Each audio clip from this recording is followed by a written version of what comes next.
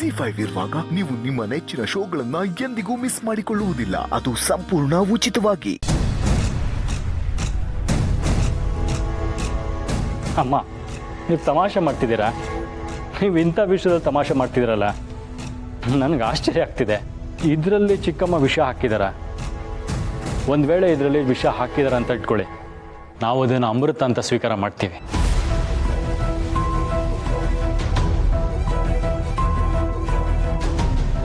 ಅದರಲ್ಲಿ ನಿಜವಾಗ್ಲೂ ವಿಷ ಇದ್ದರೆ ಅವ್ರ ಪ್ರೀತಿ ಮುಂದೆ ಅದು ಅಮೃತ ಆಗಿ ಬದಲಾಗ್ಬಿಡತ್ತೆ.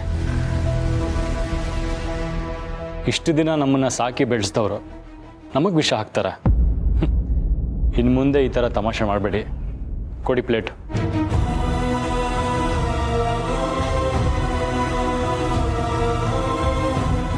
ಇಲ್ಲ ಅವಿ, ನೀನು ಅವಳ ಬಗ್ಗೆ ತಪ್ಪು ತಿಳ್ಕೊಂಡಿದ್ಯಾ. ಅವಳು ಮನೇಲಿ ಎಲ್ರಿಗೂ ವಿಷ ಹಾಕಬೇಕು ಅಂತಲೇ ಕಾಯ್ತಿರೋಳು. ಅಮ್ಮ, ಪ್ಲೇಟ್ ಕೊಡಿ. ಇದಕ್ಕಿದ್ದ ಹಾಗೆ ಯಾಕೆ ಹಿಂಗೆ ಮಾತಾಡ್ತಿದ್ದೀರಾ? ಅತ್ತೆ ಇದರಲ್ಲಿ ವಿಷಯ ಬೆರೆಸೋಕೆ ಹೇಗೆ ಸಾಧ್ಯ? ಅಯ್ಯೋ ದೇವ್ರೆ, ವಿಷ ಕೊಟ್ಟರು ಅದನ್ನು ನಂಬಿ ತಿಂತೀವಿ ಅಂತಿದ್ದಾನೆ. ಈ ವಿಷಯನ ಹೇಗೆ ಅರ್ಥ ಮಾಡಿಸ್ಲಿ? ಇವಳ ಉದ್ದೇಶನ ಹೇಗೆ ಹೇಳಿ?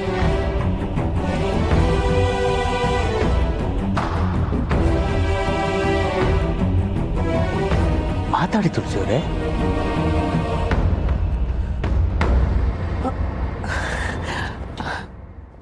ನಿಜವೇ, ಶಾರ್ವರಿ ಅವ್ರು ನಿನಗೆ ತಿನ್ಸೋದು ನೋಡಿ ನನಗೆ ಅಸೂಯೆ ಆಯಿತು. ನನಗೆ ನಾನು ತಾನೇ ತಿನ್ನಿಸ್ಬೇಕು.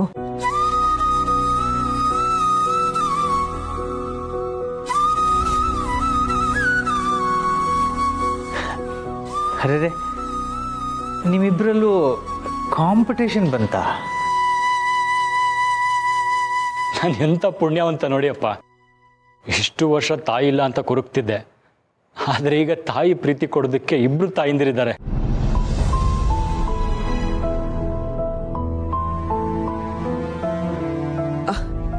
ಬರೀ ಅಷ್ಟೇ ಅಲ್ಲ ಅವಿ, ಇವತ್ತು ತಿಂಡಿ ರೆಡಿ ಮಾಡಿರೋದು ಶಾರ್ವರಿ.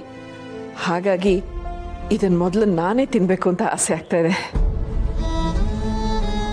ಬಸ್ರಿ ಬೈಕೆ ಅಂತಾರಲ್ಲ ಹಾಗೆ. ನೀವೆಲ್ಲರೂ ತಿಂಡಿ ಮಾಡಿ, ಇದನ್ನು ನಾನು ತಿಂತೀನಿ. ತುಳಸಿ ಅವರೇ, ಎಲ್ಲಿ ಹೋಗ್ತಿದ್ದೀರಾ? ನಾನು ಮಾಡಿರೋ ತಿಂಡಿ ಇಷ್ಟಪಟ್ಟು ತಿಂತೀನಿ ಅಂತ ಹೇಳ್ತಿದ್ದೀರಾ. ನನ್ನೆದುರಿಗೆ ತಿಂದರೆ ನನಗೂ ಖುಷಿ ಆಗುತ್ತಲ್ವಾ? ಬನ್ನಿ ಕೂತ್ಕೊಳ್ಳಿ, ಇಲ್ಲೇ ತಿನ್ನಿ. ಹೌದು ಅಮ್ಮ, ಬನ್ನಿ ಕೂತ್ಕೊಳ್ಳಿ. ಬನ್ನಿ.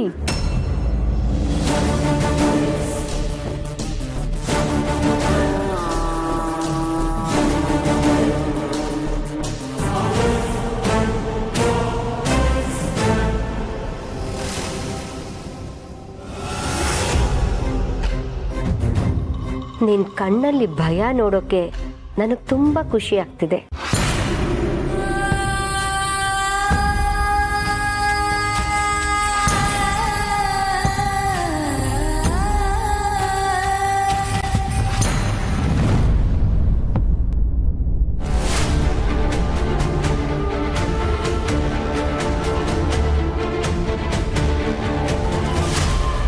ಪೂರ್ಣಿ, ಅವ್ರಿಗೇನಾಯ್ತು ನೋಡು.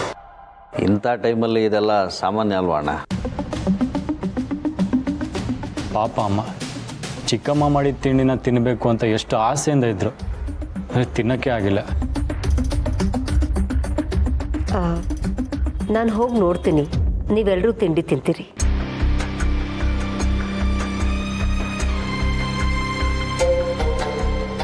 ಇನ್ನು ಸ್ವಲ್ಪ ದಿನ ಅಷ್ಟೆ ಈ ಸಮಸ್ಯೆ ಎಲ್ಲ ಬಗೆಹರಿಯುತ್ತೆ.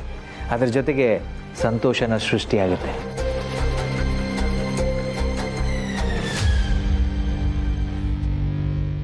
ಅದಕ್ಕೆ ಈ ರೀತಿ ಯಾವತ್ತೂ ನಡ್ಕೊಂಡವರಲ್ಲ. ಶಾರ್ವರಿನೂ ಅದಕ್ಕೆ ಜೊತೆ ವಿಚಿತ್ರವಾಗಿ ನಡ್ಕೋತಿದ್ದಾಳೆ. ಅವರಿಬ್ಬರ ಮಧ್ಯೆ ಏನೋ ನಡೀತಿದೆ.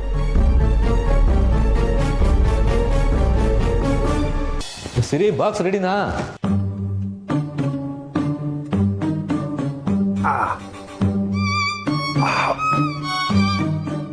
ಸಮರ್ಥ, ಅಯ್ಯಪ್ಪ, ಒಂದು 5,000 ರೂಪಾಯಿ ಇದ್ರೆ ಕೊಡಪ್ಪ.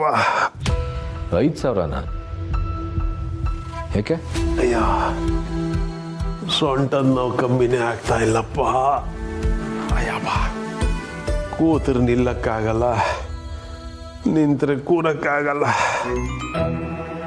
ಮೂಳೆ ಗಿಳೆ ಮುರಿದೋಗಿದೆಯೇನೋ, ಒಂದು ಎಕ್ಸ್ರೇ ಮಾಡಿಸ್ಬಿಡ್ತೀನಿ. ಎಕ್ಸ್ರೇನಾ? ಸರಿ, ನೀವು ಆಸ್ಪತ್ರೆಗೆ ಹೇಗೆ ಹೋಗ್ತೀರಾ? ಕಾರ್ ಬುಕ್ ಮಾಡಿದ್ದೀನಿ. ಇನ್ನೇನು ಬರ್ತಾನೆ ಬಂದ ಕೂಡಲೇ ಹೊರಟ್ಬಿಡ್ತೀನಿ. 5,000 ಜೊತೆಗೆ ಇನ್ನೊಂದು 500 ಸೇರಿಸ್ಕೊಡಪ್ಪ. ಆಯ್ತಾಯ್ತು. ಸದ್ಯಕ್ಕೆ ನನ್ನ ಹತ್ರ ಅಷ್ಟು ದುಡ್ಡಿಲ್ಲ. ನೀವು ಆಸ್ಪತ್ರೆಗೆ ಹೋದಾಗ ಕಾಲ್ ಮಾಡಿ, ನಾನು ಅರೇಂಜ್ ಮಾಡಿ ಕಳಿಸ್ತೀನಿ. ಅದೆಲ್ಲ ಏನು ಬೇಡ ಅಣ್ಣ. ಬೇಡವಾ? ಏನ್ ಹೇಳ್ತಿದ್ಯಾ ಸಂಧ್ಯಾ? ಪಾಪ ಅವ್ರ ಕೈಲಿ ನಡಿಯಕ್ಕೂ ಆಗ್ತಾ ಇಲ್ವಂತೆ. ಸಿರಿ, ಅವ್ರು ನಡೆಯೋದು, ಎಡ್ಬೋದು, ಬೀಳೋದು ಇದೆಲ್ಲ ನಮ್ಗೇನು ಹೊಸ್ತಲ್ಲ ಅಲ್ವಾ? ಮಾಡೋ ಕೆಲಸಗಳಿಂದ ತಪ್ಪಿಸ್ಕೊಬೇಕು ಅಂದ್ರೆ ಇಂಥದ್ದೇನಾದ್ರೂ ಐಡಿಯಾಗಳನ್ನ ಮಾಡ್ತಾನೆ ಇರಬೇಕು. ಏನು ಹೇಳ್ತಿದ್ಯಾ ಸೊಸೆ ಮುದ್ದು? ದುಡ್ಡು ಕೊಡೋದಿದ್ರೆ ಬೇಡ,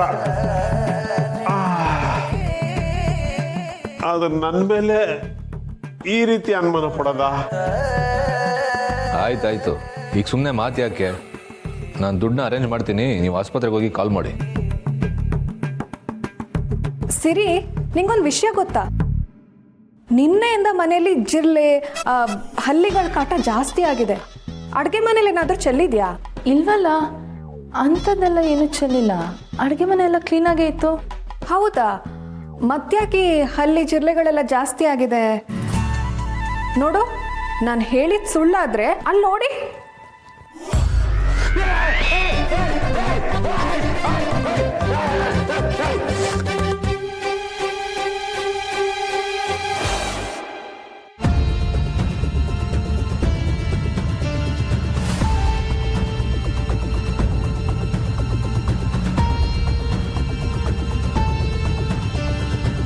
ನಾನು ಯಾರು ಹೇಳಿ?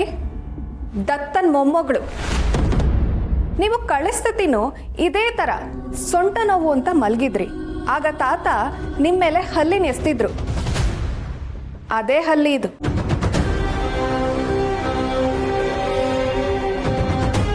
ನೀವು ಪ್ರತಿ ಸಲನೂ ಇದೇ ರೀತಿ ಸುಳ್ಳು ಹೇಳ್ತಿದ್ರೆ ತೋಳ ಬಂತು ತೋಳ ಕತೆ ಆಗತ್ತಷ್ಟೆ.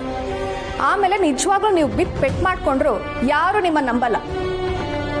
ಅಂಕಲ್, ಏನಿದೆಲ್ಲ? ನಿಮಗೆ ಕೆಲಸ ಮಾಡೋಕ್ಕೆ ಇಷ್ಟ ಇಲ್ಲ ಅಂದರೆ ನನ್ನ ಹತ್ರ ಬಂದು ಹೇಳ್ಬೋದಿತ್ತಲ್ವಾ? ನನಗೂ ನಿಮ್ಮ ಕೈಲಿ ಕೆಲಸ ಎಲ್ಲ ಮಾಡಿಸ್ಕೊಳ್ಳೋದಕ್ಕೆ ಇಷ್ಟ ಇಲ್ಲ. ಇನ್ನು ಮುಂದೆ ನೀವು ಯಾವ ಕೆಲಸನೂ ಮಾಡಬೇಡಿ. ಹಾಗಂತ ಈ ರೀತಿ ಎಲ್ಲ ದಯವಿಟ್ಟು ನಾಟಕ ಮಾಡಬೇಡಿ. ನೀವು ಈ ಮನೆಗೆ ಸಹಾಯ ಮಾಡಬೇಕು ಅನ್ನೋದು ಏನಿಲ್ಲ. ಆದರೆ ಮೊನ್ನೆ ಹಾಗೆ ಯಾವುದೋ ಬೇಡದಿರೋ ವ್ಯವಹಾರಕ್ಕೆ ಕೈ ಹಾಕಿ ನಮ್ಮ ಮನೆ ಮರ್ಯಾದೆ ಕರಿಬೇಡಿ ಇಷ್ಟೇ. ಅಣ್ಣ ಹೇಳಿದ ಅರ್ಥ ಆಯ್ತಾ? ಹೊಟ್ಟೆ ತುಂಬ ಬಿಟ್ಟಿಯಾಗಿ ತಿನ್ಕೊಂಡು ಮನೇಲಿ ಯಾವುದಾದ್ರೂ ಮೂಲೆಯಲ್ಲಿ ಬಿದ್ದಿರಿ ಅಂತ ಹೇಳ್ತಿದ್ದಾನೆ.